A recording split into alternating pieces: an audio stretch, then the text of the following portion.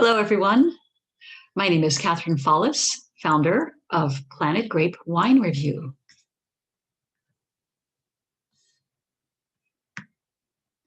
Let's take a look at some wines from Sicily today,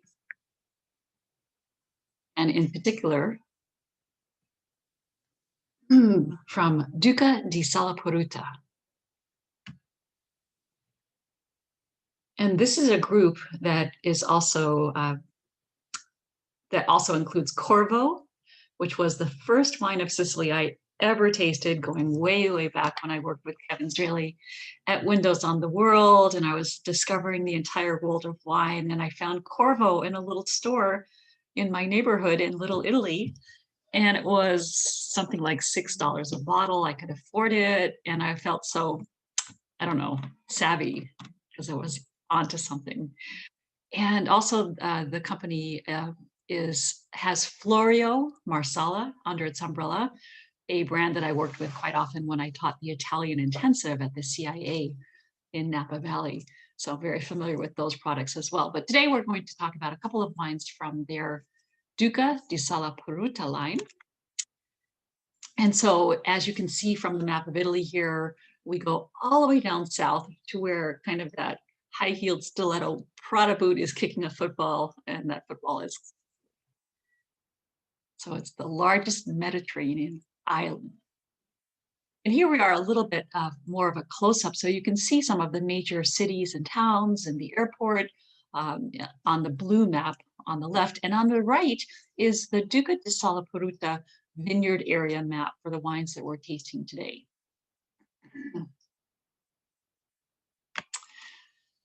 So the winemaker's name is Barbara Tamburini, and she's nationally known.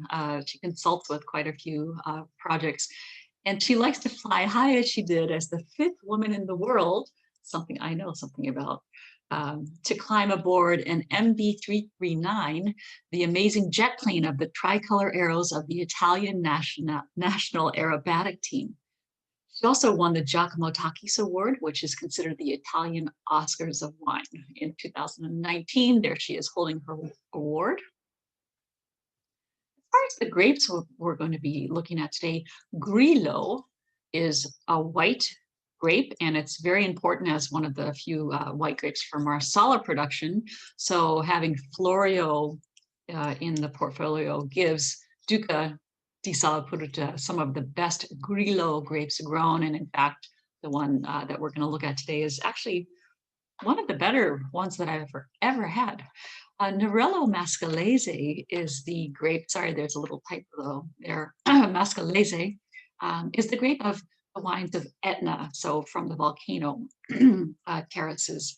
And then Nero d'Avola is, to me, very significant because it's got the potential to become a very internationally, globally loved grape. And in fact, Duca Enrico is Duca di Salaparuta's kind of flagship wine, and it was the first 100% Nero d'Avola wine that was ever produced in Sicily, and that was in 1984. So they've been working with this grape for quite some time. So this is the Grillo that I was talking about that I was so impressed with, and it's called Cados. So it's the Duca di Salaparuta Cados Grillo Terre Siciliane, and Planet Grape gave it 91 points. So we really liked it. It's 13% alcohol, so it's a little bit higher in alcohol than some of the Northern Italian white wines, and that's because we're way down in the south and it's a little bit warmer.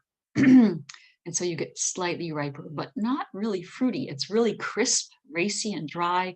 It's complex, and it has notes of lemon zest, kiwi, yellow apple, thyme, and even white pepper. Really complex and delicious. Great with shellfish. The Lavico Nerello Mascalese, also labeled Terre Siciliane, but that will be changed to Etna from what the producers were telling us recently. We like this as well. We give this 88 points. It's 13.5% alcohol, And we found this, as we do with many Etna wines made out of primarily this grape, the Nerello Mascalese grape, is really lightly chewy. It's tart and dry, and it's got the cherry notes that you expect. It's got the mushroom, a little bit of earthiness there, and turned earth as well. So there's sometimes a little bit of what you could say is a little bit of a funkiness or earthiness in many of the Etna wines. Really lovely and distinct. The Passo delle Mule is a Nero d'Avola wine, also labeled Terre Siciliane, a regional label, but that is moving, as we're told, to more specific appellations in vintages that are going to follow. And this is, again, this is Nero d'Avola, so as a grape, it's a little bit, makes it a little bit richer and fruitier wine than the Nerello Mascalese. We found this light, fresh, earthy, and dry with notes of strawberry, cherry, carob, which is kind of that chocolate substitute. If you don't eat chocolate, but you want that flavor, mushroom and bay leaf. And so it's got everything that you would expect from a great Sicilian red wine. It's just totally unique. This combination of the herbs, the chocolatey carob and the mushroom with the red fruits, really classic. You know, it's got that fresh, lively acidity, so it's not a heavy kind of oaky wine at all, really much more along the lines of something that you could have actually maybe with a holiday meal or maybe just tonight with a roast chicken or whatever you like.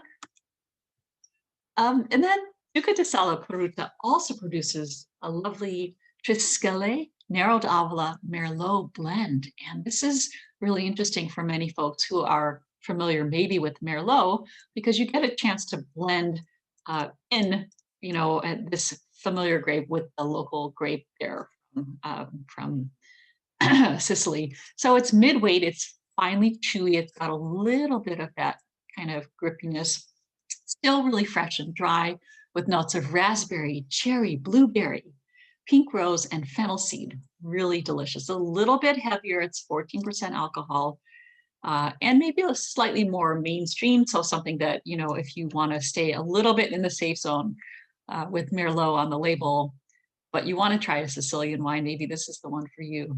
Really lovely. We really enjoyed it. And then finally, Duca di Salaparuta produces this gorgeous Pinot Noir. It's called Noiri, which means nomad. And in Italian, Pinot Noir is Pinot Nero. So this we gave 91 points. It's also 14% alcohol.